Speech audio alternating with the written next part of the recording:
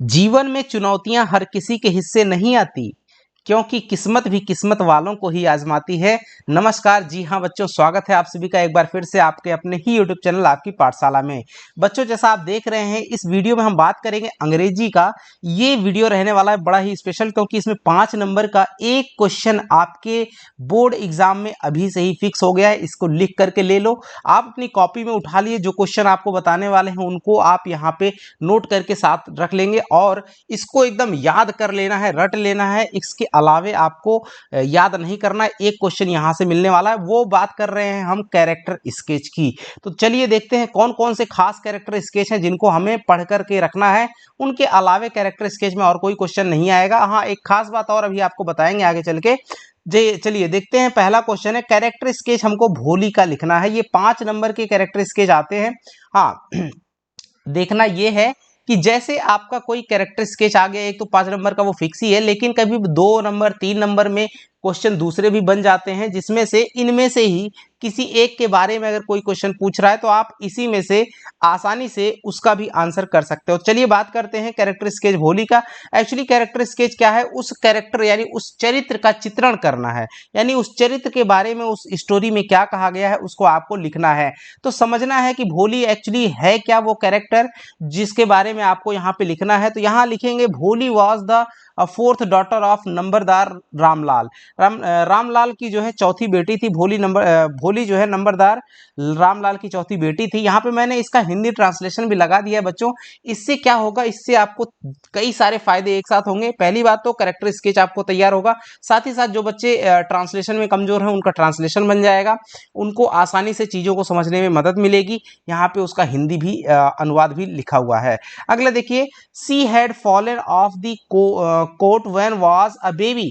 Right, बचपन में ही वह चारपाई से गिर गई थी। Right, perhaps it had damage some part of her brain.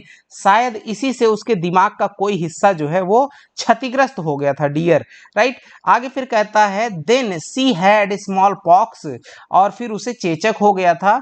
Her body was disfigured by pock marks. Right, तो क्या हुआ, उसका शरीर जो दाग है उसके कारण से विकृत हो गया, यानी कि बदल गया था। Bholi used to stammer. She was not wise and not beautiful, but her education is brought a change in her personality. तो देखिए, भोली हकलाती थी, वह ना तो समझदार थी और ना ही सुंदर, लेकिन शिक्षा ने उसके व्यक्तित्व को में बदलाव ला दिया। राइट, आगे देखेंगे, एज सी ग्रीव अप, जैसे जैसे वो बड़ी होने लगी, जैसे जैसे वो बड़ी हुई, सी स्टॉप्ड स्टैमिंग। स्टैमिंग का मतलब होता है, स्टेमिंग का मतलब होता है डियर, यहाँ पे देखिए यहाँ लिखा हुआ है, स्टेमिंग का मतलब होना है हकलाना। Right, see now knew what was good and what was bad. अब वो जानने लगी थी कि देखिए उसका हकलाना बंद हो गया, अब वह अच्छे और बुरे के बारे में जानती थी। Her father Ramlal accepted the marriage proposal of December. Right, उसके पिता रामलाल ने भोली के लिए पंसारी जो था, बिसंबर, पंसारी का मतलब पान की दुकान चलाने वाला, बिसंबर का विवाह प्रस्ताव स्वीकार कर लिया। राइट, द ग्रोसर ऑफ भोली, but he demanded a dowry of 5000। Dowry का मतलब होता है दहेज। राइट, लेकिन उसने 5000 रुपए की दहेज मांग लिया। कई बार क्वेश्चन बनता है कि बिसंबर ने कितने रुपए की डॉवरी मांगी थी, तो दहेज के रूप में कितना मांगा था, 5000 रुपए मांगा था। Right, on the marriage day Bholi refuse to marry a greedy. और क्या करता है, विवाह के दिन भोली ने एक लालची, दुष्ट और घृणित व्यक्ति से विवाह करने से इनकार कर दिया। Right, and hateful person. Education had दस मेड भोली अ वाइज गर्ल। तो क्या हुआ, इस प्रकार से शिक्षा ने भोली को एक समझदार लड़की बना दिया था। तो इतना लिखना है। अब एक्चुअली क्या था कि भोली, अब आप सीधा सीधा समझना है कि भोली है क्या। अगर आपके दिमाग में बैठा हुआ है डियर, तो आप तब भी अपने आप से क्वेश्चन को बना करके लिख सकते हो। जैसे क्या, अगर हिंदी भी आपके दिमाग में बैठी, यानी स्टोरी आपके दिमाग में होनी जरूरी है। जैसे नंबरदार रामलाल की बेटी थी भोली, बचपन में वो चारपाई से गिर गई थी, शायद इसी के कारण उसके दिमाग का कोई हिस्सा क्षतिग्रस्त हो गया था और उसको चेचक भी हो गया था, जिसके कारण से उसका शरीर जो है वो विकृत हो गया था, थोड़ा सा अच्छा नहीं लग रहा था। राइट, और वो थोड़ी उतनी सुंदर भी नहीं थी, ना तो उतनी जो है शिक्षित भी, समझदार भी नहीं थी। इसलिए ना तो समझदार थी ना सुंदर थी, लेकिन जो शिक्षा है, पढ़ाई लिखाई ने उसके पर्सनालिटी में बहुत बड़ा बदलाव लाया। जैसे जैसे वो बड़ी हुई उसने हकलाना बंद कर दिया और वो अच्छे बुरे के बारे में जानने लगी थी। और उसके माता पिता जो हैं, उसके जो पिताजी थे रामलाल, उसने एक पंसारी जो दुकानदार था बिशंबर नाम का, उसके साथ में विवाह का प्रस्ताव स्वीकार कर लिया। और फाइनली विवाह के दिन भोली क्या करती है कि जो उसने 5,000 का दहेज मांगा था, किसने, बिशंबर ने, तो विवाह के दिन भोली जो है उस लालची, दुष्ट और घृणित व्यक्ति से विवाह करने से इनकार कर देती है। तो ये बात कैसे साबित हुई, तो ये जो बदलाव आया, इतनी होशियार कैसे हो गई भोली, तो शिक्षा ने, एजुकेशन ने भोली के पर्सनालिटी को इतना ग्रूम कर दिया, इतना बढ़िया बना दिया। चलिए अब बात करते हैं दूसरे। आई होप कि आपको ये बढ़िया से समझ में आया होगा। और आपको बता दें इस साल ये 2-3 साल से नहीं आया है भोली, इसलिए बहुत ही इंपॉर्टेंट कैरेक्टर बन जाता है। तो इसलिए देखेंगे अगला क्वेश्चन। देखिए, give the character sketch of Griffin. Griffin का कैरेक्टर स्केच देखना बड़ा इंपॉर्टेंट, इस साल ये आया था 2024 में। तो देखिए, Griffin was a brilliant scientist, एक बहुत ही महान वैज्ञानिक था। देखिए, ग्रिफिन एक प्रतिभाशाली वैज्ञानिक थे। He had credit out of number of experiments to develop a technique of turning human body transparent and making it invisible. देख रहे हो क्या बनाया था उसने, उन्होंने मानव शरीर को पारदर्शी और अदृश्य बनाने की टेक्निक विकसित कर ली थी और कई प्रयोग किए थे। यह वास्तव में एक महान खोज थी, राइट। और ग्रिफिन ने इसका उपयोग मानव जाति के लाभ के लिए नहीं किया। देखिए, it was really a great discovery but Griffin did not use it for a benefit of Mankind. He misused it, उन्होंने इसका दुरुपयोग किया। आगे क्या कहता है, ही was not a true scientist, वह एक सच्चा वैज्ञानिक नहीं था, वो एक सच्चे वैज्ञानिक नहीं थे। आगे देखिए, as a matter of fact he was a lawless person. आगे देखिए, यहाँ पे इसका मतलब है कि वास्तव में एक अराजक व्यक्ति थे, लॉलेस पर्सन यानी कि कानून ना मानने वाला, right. He set fire on the landlord's house, right, entered a London store where he broke open the boxes and put on warm clothes. देखिए, इसका मतलब क्या हुआ कि उन्होंने जमींदार के घर में आग लगा दी, लंदन की एक दुकान में घुसकर बक्सों को तोड़ा और गर्म कपड़े पहन लिए या चुरा लिए, राइट। आगे देखिए क्या है, इन लिपिंग village, right, in Epping Bridge he stole the clergyman's money and hit Mrs. Hall first with a hat and then with a chair। आगे देखिए, इसका मतलब हुआ कि ईपिंग गांव में उन्होंने पादरी के पैसे चुराए और श्रीमती हॉल को पहले टोपी से और फिर कुर्सी से मारा, राइट। आगे फिर कहता है, he hit the policeman and the people who tried to help the policeman, right. फिर उन्होंने क्या किया, उन्होंने पुलिसकर्मियों और उन लोगों पर भी हमला किया जिन्होंने पुलिसकर्मियों को मदद करने की कोशिश की। तो देखो एक्चुअली क्या है, ग्रिफिन के बारे में काफी कई बार ये क्वेश्चन आया हुआ है, इस बार भी आया था, लेकिन इस बार आपकी बार चांस कम बनता है, लेकिन फिर भी याद रखना है क्योंकि अदर क्वेश्चन इससे बन सकते हैं। कुछ एकदम हाईलाइटेड टॉपिक है जिनमें ग्रिफिन का जो क्वेश्चन है वो आता है। ग्रिफिन एक साइंटिस्ट थे, लेकिन वो एक्चुअली लॉलेस पर्सन थे, यानी कि वो कानून को नहीं मानते थे। उन्होंने एक ऐसा अजीबोगरीब चमत्कार किया था जिससे हम शरीर को क्या कर दें, ट्रांसपेरेंट, एकदम पारदर्शी बना के इनविजिबल बना ले, यानी कि सामने खड़ा है आदमी तो उसको देख नहीं पाएगा, राइट। ये वास्तव में एक महान खोज थी, लेकिन ग्रिफिन जो है इसका उपयोग मानव जाति के लाभ के लिए नहीं कर रहा था, उसका दुरुपयोग किया। वह एक जो है सच्चा वैज्ञानिक इस कारण से नहीं था, वास्तव में एक अराजक व्यक्ति था, राइट। उन्होंने जमींदार के घर में घुस करके उसमें आग लगा दी और लंदन की दुकान में घुस के बक्सा तोड़ करके गर्म कपड़ा जो था उसका वो पहन लिया था। और एक गांव में जो इसका नाम था ईपिंग गांव में उन्होंने पादरी के पैसे चुराए और श्रीमती हॉल को टोपी और कुर्सी से मारा। उन्होंने पुलिसकर्मी को, उन लोगों पर भी हमला किया जो पुलिसकर्मियों को मदद करने की कोशिश की, ठीक है। तो इतना आपको ध्यान रखना है, और अगर कोई क्वेश्चन आता है जो इनसे रिलेट करता है तो आप इनके आंसर वहां पर भी इसी में से दे सकते हैं। अगला, give a character sketch of Horace Denby, right. Horace Denby का कैरेक्टर स्केच अब की बार है, यहाँ पे काफी इंपॉर्टेंट क्वेश्चन है।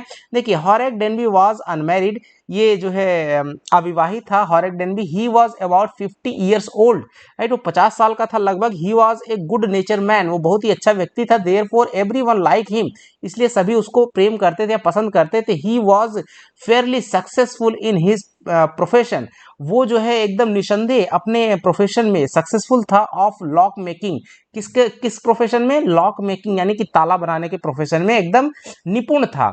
ही always minded his own business and live peaceful, वो अपने बिजनेस को बहुत ध्यान देता था और बिल्कुल पीसफुल तरीके से रहता था। वे हमेशा अपने काम में काम रखते थे और शांतिपूर्वक रहते थे। देखिए, he was considered a good and respectable citizen. वे एक अच्छे सम्मानित नागरिक माने जाते थे। However he was not completely honest, जबकि हालांकि वो पूरी तरह से ईमानदार नहीं थे। He had keen fondness of rare and expensive books, right. उन्हें दुर्लभ और महंगी किताबों का गहरा शौक था। ही needed a great deal of money to buy his desired books, right। अपनी पसंदीदा किताब खरीदने के लिए उन्हें काफी पैसों की जरूरत थी। He started committing thefts with a few of meeting his expense of on book, right। किताबों पर खर्च पूरा करने के लिए उन्होंने क्या किया, चोरी करना शुरू किया। अब सोच के देखिए, चोरी क्यों कर रहा है, उसको किताबें पढ़ने का शौक था और अपनी पसंदीदा किताब खरीदने के लिए वो चोरी कर रहा था। Nevertheless Horace Denby was a typical thief. आगे कह रहा है, फिर भी हॉरेक डेनबी एक सामान्य चोर था। He robbed just one safe every year. वो सिर्फ क्या करता था, हर साल में बस एक तिजोरी लूटता था। सेफ का मतलब तिजोरी। More over he stole Moreover, he stole only from those who had a lot of money। और चोरी भी किसके यहाँ करता था, वो अलावा उन लोगों के यहाँ चोरी करता जिसके पास बहुत पैसा होता था। He never thought of hurting anybody. उसका विचार किसी को हर्ट करना नहीं था। उन्होंने कभी किसी को चोट नहीं पहुंचाने के बारे में सोचा। Therefore he did not carry any weapons. इसलिए वो कोई हथियार नहीं रखता था। The lady outwitted him only because he trusted her। देखिए, महिला ने उन्हें केवल इसलिए मात दी क्योंकि उन्हें उस पर भरोसा था, right. he feared the prison। उन्हें जेल का डर था, इसलिए वह आक्रामक होने के बजाय therefore he was submissive rather than aggressive, right. इसलिए वो आक्रामक होने के बजाय क्या थे, विनम्र। सबमिसिव मतलब विनम्र। He was always successful at robbery except on 2 occasions, right। 2 मौकों को छोड़कर वो हमेशा डकैती में क्या रहे, सफल रहे। कौन, हॉरेक डेनबी। क्या करते थे, ताला बनाने का काम करते थे। ताला बनाने में उनको जो है महारत हासिल थी। और हॉरेक डेनबी अविवाहित थे, उनकी आयु लगभग 50 साल की थी। वो नेक दिल इंसान थे, इसलिए सब उनको पसंद करते। ताला बनाने में उनको काफ़ी जो है अपने पेशे से वो बहुत प्रेम भी करते थे, लेकिन उन्हें किताबें पढ़ने का बहुत शौक था। इसलिए उनको जो सबसे पसंदीदा किताब थी उसके लिए वो बड़ी महंगी थी, उनको उसको खरीदने के लिए ज़्यादा पैसों की जरूरत थी, इसलिए वो चोरी करना शुरू कर दिए, राइट। और चोरी भी करने में उनकी कुछ खासियत थी, क्या, कि वो साल भर में सिर्फ एक रॉबरी करते थे। और वो रॉबरी भी बड़ी स्पेशल रहती थी क्योंकि वो उन्हीं के घर में चोरी करते थे जिसके पास खूब सारा पैसा रहता था, राइट। और उन्होंने कभी किसी को चोट पहुंचाने के बारे में कभी सोचा नहीं, राइट। इसलिए वो कोई हथियार वगैरह लेकर के नहीं चलते थे। एक महिला ने उनको मात दे दी, क्यों, क्योंकि वो उस पर ट्रस्ट करने लगे थे। उन्हें जेल का डर रहता था, इसलिए वो आक्रामक होने के बजाय क्या रहते थे, सॉफ्ट रहते थे, विनम्र रहते थे। 2 मौकों को छोड़ करके वो हमेशा अपनी जो रॉबरी है यानी डकैती है उसमें सक्सेसफुल रहे भी थे। कौन, हॉरेक डेनबी। चलिए बात करते हैं अगले कैरेक्टर की, जो है मटिल्डा। मटिल्डा एक यूनिक कैरेक्टर है, अच्छा खासा। देखिए, Matilda was a pretty and young lady. एक महिला है जिसका नाम है मटिल्डा, जो कि एकदम सुंदर यंग लेडी है। देखिए, मटिल्डा एक सुंदर और युवा महिला थी। She was born in the family of clerks, right. वह क्लर्कों के परिवार में पैदा हुई थी। She had neither dowry nor hopes. उसके पास ना तो दहेज था और ना ही कोई उम्मीद, right. She always wanted to live a rich life. वह हमेशा एक समृद्ध जीवन जीना चाहती थी, right. She believed in show off, right. वह दिखावे में विश्वास करती थी, राइट। शो ऑफ का मतलब दिखावा करना। She had no means of becoming known, right. उसके पास प्रसिद्ध होने का कोई साधन नहीं था। तो सी वॉज एम्बिशियस लेडी। वह एक महत्वाकांक्षी महिला थी, वह लोकप्रिय होना चाहती थी। She wanted to become popular. She wanted to be love by everyone. वह चाहती थी कि सभी उसे प्यार करें, right. She wanted to marry a man either rich or distinguished. वह एक अमीर या प्रतिष्ठित व्यक्ति से शादी करना चाहती थी, राइट। अब आगे देखते हैं।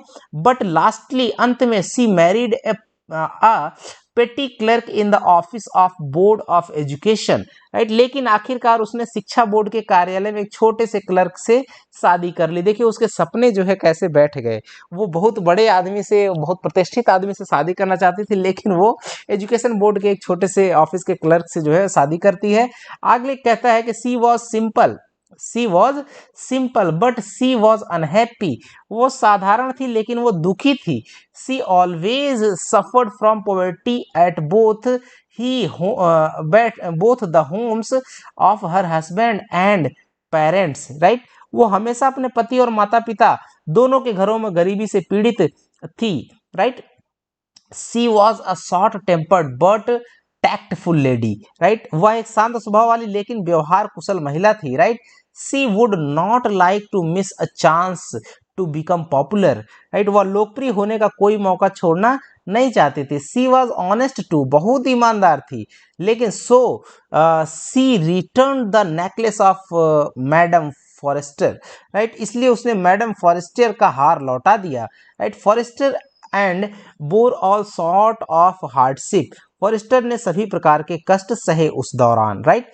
चलिए बात करते हैं अब एक लास्ट कैरेक्टर, जो लास्ट आपका कैरेक्टर स्केच है। तो बच्चों ये 5 कैरेक्टर स्केच में 4 हमने बात कर ली, अब 5वें की बात करते हैं। इसको हल्के में नहीं लेना है वीडियो को, राइट, क्योंकि ये बहुत ही स्पेशल रहने वाला है। आपके एकदम टू दी पॉइंट बोर्ड की ही सारी बातें होने वाली हैं। देखिए right A character sketch of Hari Singh, इसको हम ऐसे भी लिख सकते हैं, right A character sketch of the thief. What kind of a boy was narrator in the beginning, how was he changed a person in the end of the story. तो ये इतने भी क्वेश्चन इस तरह से पूछ सकते हैं, और करके लिखा हुआ है। तो आंसर में लिखिए the narrator of the story is a thief, right. जो इस स्टोरी का, कहानी का जो नरेटर है वो एक चोर था। He passes his time in stealing or working at different places. He needs a place to live in, so he makes friends with Anil, right.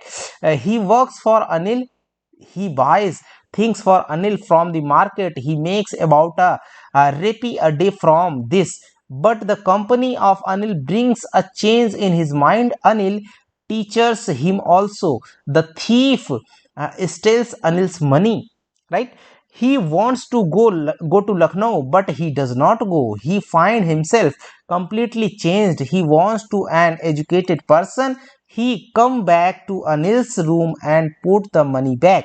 देखिए कहानी का जो वाचक है, नरेटर को वाचक बोलते हैं, यानी वक्ता जो कहने वाला है, वाचक, वह अपना समय चोरी करके अलग अलग जगहों पर काम करके बिताता है। उसे रहने के लिए जगह चाहिए थी, इसलिए वह अनिल से दोस्ती करता है। इसका मीनिंग है वह अनिल के लिए काम करता है, वह अनिल के लिए बाजार से चीजें खरीदता है, इसलिए वह रोजाना लगभग 1 पैसा मिल जाता था। लेकिन अनिल की संगति उसके मन में बदलाव लाती है। अनिल उसे सिखाता भी है। चोर अनिल के पैसे चुरा लेता है।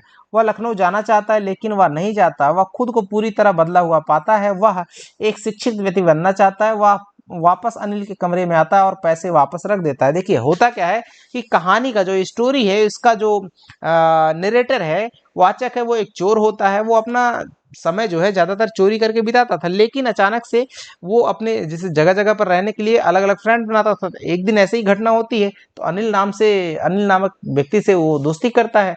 इसलिए वो अनिल के लिए काम करने लगता है, उसके लिए बाजार चीजें खरीद के लाता है, उसके लिए आपको कुछ पैसा भी दे देता है अनिल जो है उसको। लेकिन जो अनिल की संगति से, अनिल जो है काम करने वाला था, अनिल अच्छा व्यक्ति था, तो अनिल की संगति से उसके मन में बदलाव आता है। किसके मन में? जो नरेटर था, राइट। तो नरेटर कौन है यहाँ पे? एक्चुअली हरि सिंह है। चोर कौन है? हरि सिंह। यहाँ पे देखिए हरि सिंह है। तो हरि सिंह के मन में जो चेंज आता है, बदलाव आता है अनिल की संगति से, तो अनिल उसको सिखाता भी है कि इस तरह से, मतलब ये सब चीजें गलत हैं। चोर अनिल के पैसे चुरा लेता है। कौन? चोर हरि सिंह, राइट। हरि सिंह जो है पैसे चुरा लेता है। वो लखनऊ भाग के जाना चाहता है लेकिन वो नहीं जाता। क्यों? क्योंकि हरि सिंह के मन में, यानी कि उस चोर नरेटर के मन में जो है जो चेंज आया हुआ रहता है, किसके कारण से? अनिल के कारण से। इसलिए वो लखनऊ जाना चाहता है लेकिन जाता नहीं है। वो खुद को पूरी तरह बदला हुआ पाता है। वह एक शिक्षित व्यक्ति बनना चाहता है। उसके मन में आ गया कि वो भी अनिल की तरह एक शिक्षित व्यक्ति बने। वह वापस अनिल के कमरे में जा करके और उसके पैसे वापस रख देता है। तो आई होप डियर कि आपको ये 5 कैरेक्टर स्केच बहुत ही पसंद आएंगे और आसानी से आपको समझाने की कोशिश की गई है। ठीक है डियर। मिलेंगे अगले ऐसे ही कुछ खास चुनिंदा क्वेश्चंस के साथ में, जो आपके बोर्ड के लिए बहुत ही इंपॉर्टेंट रहने वाले हैं। तब तक के लिए नमस्कार, जय हिंद बच्चों।